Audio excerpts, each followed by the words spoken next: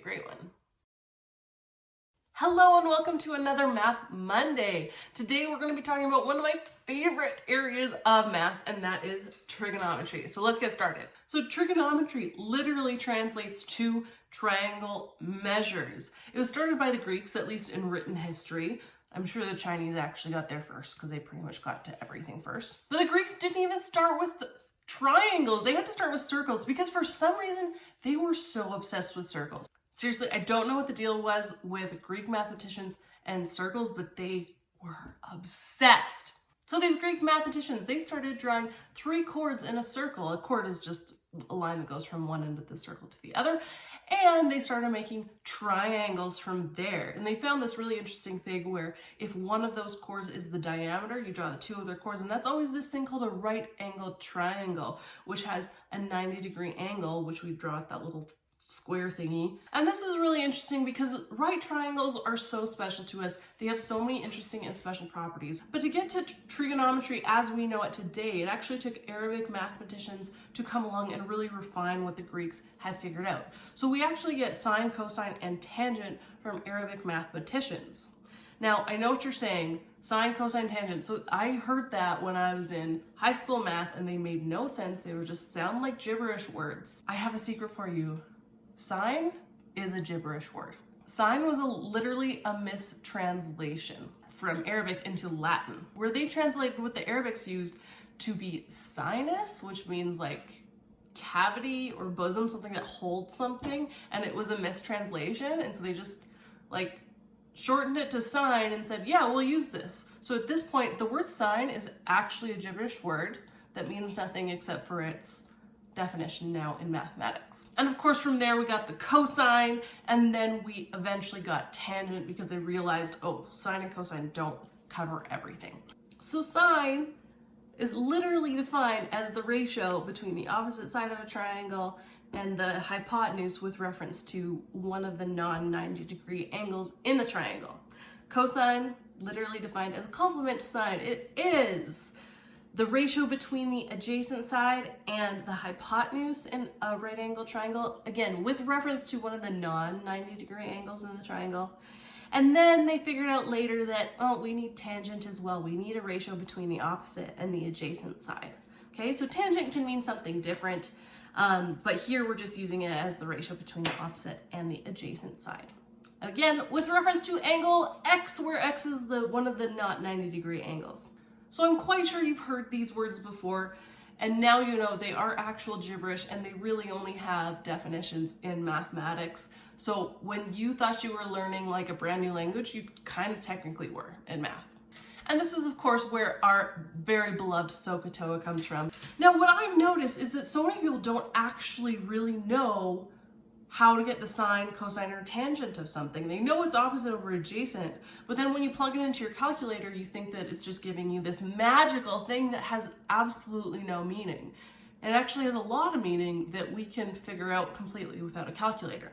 Because if you think about it, this was all discovered before we even had calculators. So let's go over a few different right angle triangles with a few different specific angles and actually figure out how we would find sine, cosine, or tangent of that angle. So let's start with a right triangle that has a, say, 5-degree angle. Okay, I'm gonna draw the baseline there as 3.3 centimeters. I don't know why I chose 3.3 centimeters. This is just the first one I drew, and then I had to kind of stay with it throughout the rest of the thing. So it's really weird and arbitrary and stupid measurement for me to choose, but it happened. From there, I want to draw a 5-degree angle because I want the other 2 lengths to be defined by the angle and not the other way around. So using a protractor, I'm going to figure out what a 5-degree angle looks like. And when I finish the triangle from there, I get a hypotenuse, that's the longest side, which is 3.32 centimeters. And on the side there, you have a 0.3 centimeter little height. So remember, we define sine as the ratio between the opposite and hypotenuse. What's a ratio? Well, we can have a ratio as that thing with the little weird dots in the middle, or we can express a ratio as a fraction. So we're expressing opposite and hypotenuse as a ratio. So we're going to put opposite on the top of the fraction, hypotenuse on the bottom. So you might notice that when you put sine of 5 into your calculator, you only get one number, you don't get a ratio. Well, guess what? When you have a fraction, how do you turn it into just one number? you divide. That's all it's doing. It's just giving you that division, but already divided. So when I go 0.3, which is the opposite side, divided by 3.32, which is the hypotenuse, I get 0.090. So that is what I'm saying is the sine of 5. The actual value is 0.087, so I was actually pretty close on my drawing.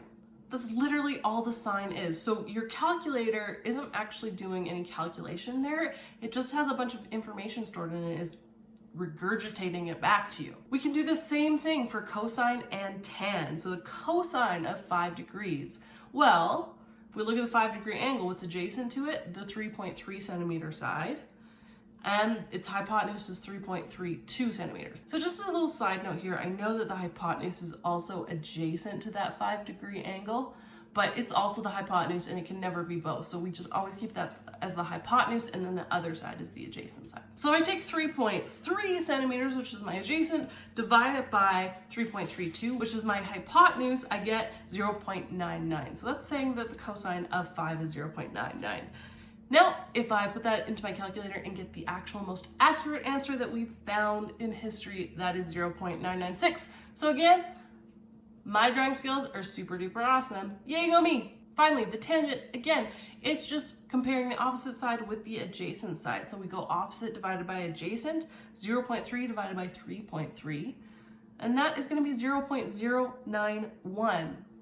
The actual calculation is 0.087, so it's a little bit more off on that one, but still pretty close. So really, this was done, but for every single angle. Before there was calculators, before there was computers to do this computing for people, they actually figured this all out. They did this for a 1-degree triangle, 2 degrees, 3 degrees, 4 degrees, 5 degrees, 6 degrees, 7 degrees. Ugh!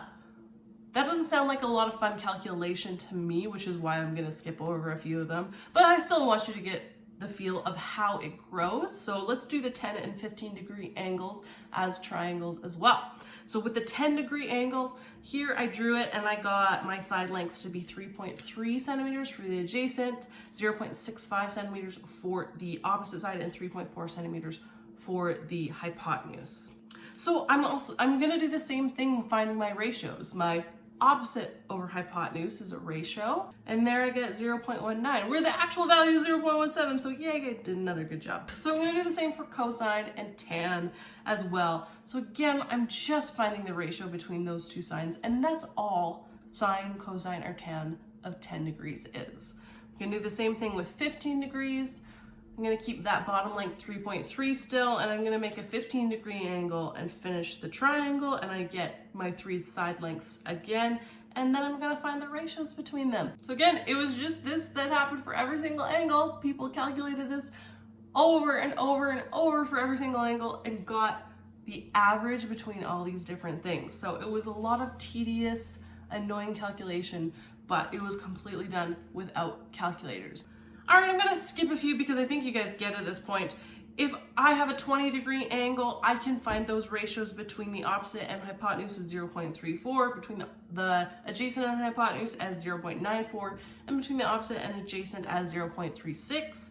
There's the ratios for a 25-degree angle. I'm gonna stop at 30 though, because the 30-degree angle is actually a really important kind of triangle. So if I draw this 30-degree right angle triangle, so this is actually a 30, 60, 90 because the top angle must be 60 because all angles in a triangle need to add up to 180. I keep that bottom length as 3.3 centimeters, I get a hypotenuse of 3.8 centimeters, and I get a height of 1.92 centimeters. So again, let's find these ratios between all the different sides. So sine is 1.92 divided by 3.8, I get pretty interesting number, 0.51, and the actual value is 0.5, like just 0.5. It actually stops there. I didn't round it that time. It's the first time this entire table where I have not had to round it. So I think that's telling you something really special about the relationship between the opposite side and the hypotenuse in a 30, 60, 90 degree triangle. Okay, the ratio between the adjacent side and the hypotenuse is not as nice of a number. It's actually an irrational number that goes on forever, but I'm gonna stop that there. You get 0.87. And for the tangent, again, it's another irrational number, but I'm gonna just round it to 0.58. Keep going. There's the values for a 35-degree angle, a 40-degree angle, and again, I'm gonna stop at 45 because it's another special triangle that I wanna talk about. Because when we have a 45-degree angle triangle, and we know that the other angle is 90, what would the third angle have to be? Also 45 degrees. Oh, this is a special kind of triangle. It's called an isosceles triangle. That is where two of the angles and two of the sides are exactly the same. So if I draw the base there to be 3.3 centimeters, then the height must also be 3.3 centimeters. Then I just measure that hypotenuse, and I here got 4.7 centimeters.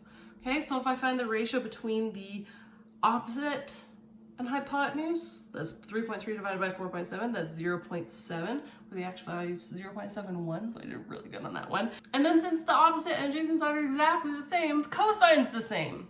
And then something else really nice about a 45-degree angle right triangle, the ratio between the opposite and adjacent side, well, they're no different. So you divide something by itself, you get 1.